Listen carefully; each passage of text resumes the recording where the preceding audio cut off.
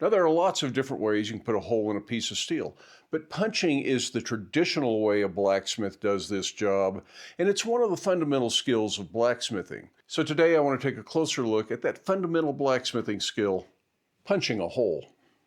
Now, one of the advantages punching has over using a drill press, something like that, to put a hole in steel is that you don't have to be limited to round holes. Round is pretty common, but there's no reason you can't punch a square hole or punch a slot, rectangle, ovals, just about any shape you can think of. You can make a punch to suit the job at hand.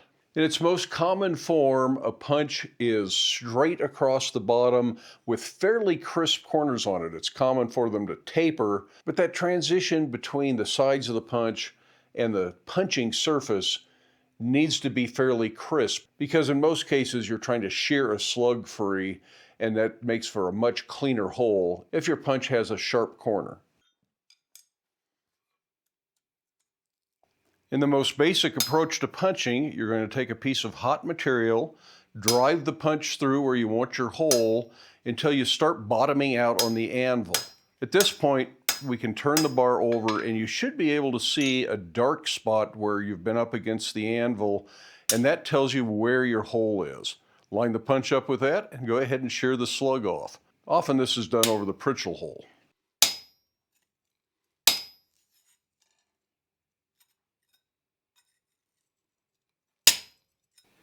You can usually do this in one heat, especially in thinner material. And like I say, you're really trying to shear that slug out, so it doesn't need to be at a high heat when you flip it over if you've gone far enough from the first side and you're just shearing off that last little bit. Now, another advantage to punching is you're actually displacing material. You notice the bar gets a little bit wider around the hole. That's because you're pushing material out to the side. If you're drilling a hole, you're just removing material. So in theory, a punched hole is a little bit stronger. Another real advantage to punching is that we can punch a hole in a bar that's larger than the bar itself. That's something that most other craftspeople can't do. Here I'm going to slot punch a piece of 5/8 bar. Because this is heavier, it'll probably take more than just one heat.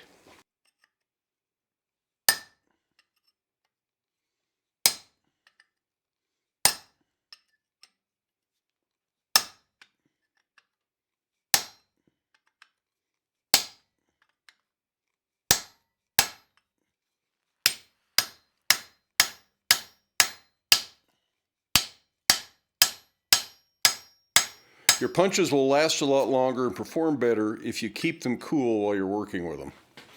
Now, as you proceed with these deeper holes, your punch may want to start sticking. The classic way of dealing with this is to put a little bit of coal dust in the hole.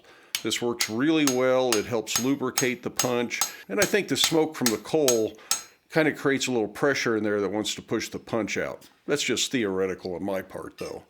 With coal forges becoming less common and more people using propane or electric induction, an actual punch lube may be the way to go. The one I'm using is from Quick and Dirty Tools. There's others on the market, and you can make your own.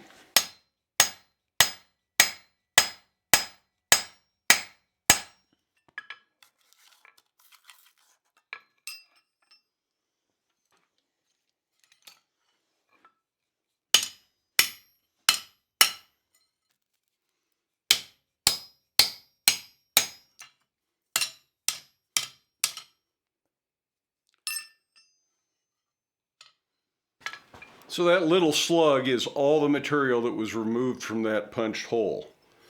Now you may notice this is just a little thicker on one side than the other. There are a couple of ways we can deal with that. One would be selective heating, which if you're working in a coal forge, you can just turn the thick side down so it gets hotter than the thin side.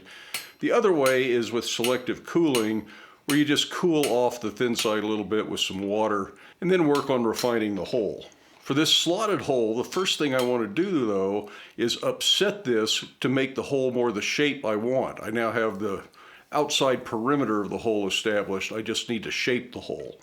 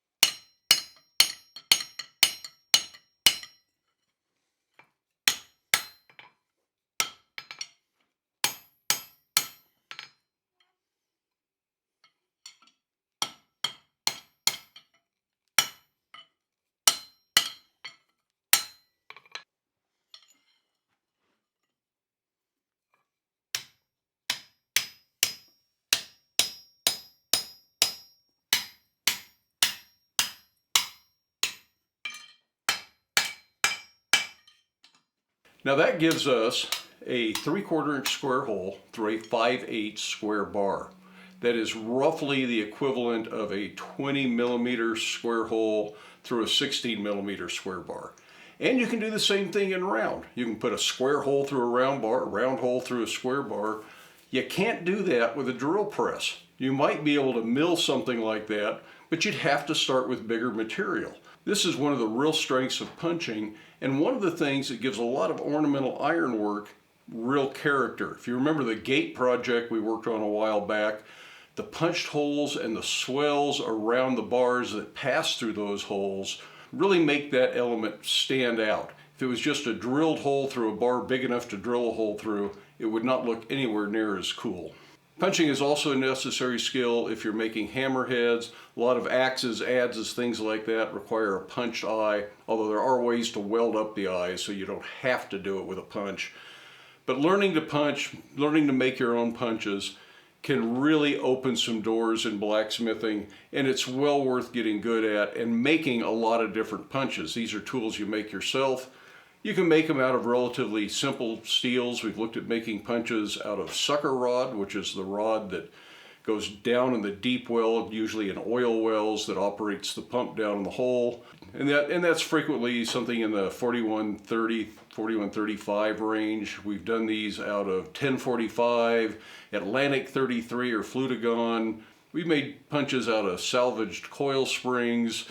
I like S7 for them, but it's a little higher tech steel and it's a little harder to forge. So there's lots of options for making punches, but that's a subject for a different video. What about making your life a little easier while you're punching? All of the larger tools I have in the shop, the manually operated tools like the fly press or the treadle hammer, will all punch holes, and they really make your job easier. It allows you to maneuver the material better, keep better control over what's going on. And there's some real advantages to using those. Of course, you can punch under the power hammer, the K75. Now the 25-pound Little Giant I have has drawing dies. It's not very good for punching a hole. Hydraulic press is outstanding for punching a hole. And if you're doing a lot of hammers, axes, things like that, that may be the ideal tool.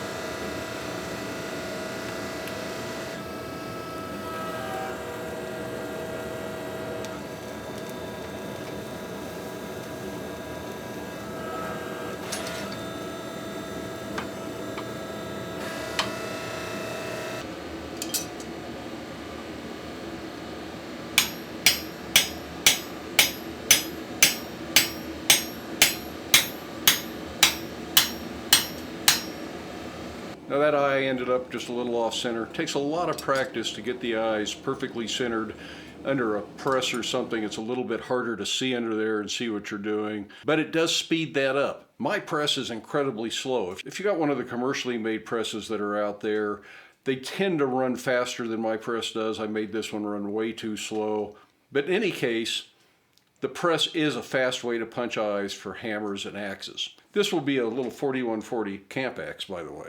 Certainly true that sometimes it's more efficient and more accurate to go ahead and drill holes and use a drill press, something like that.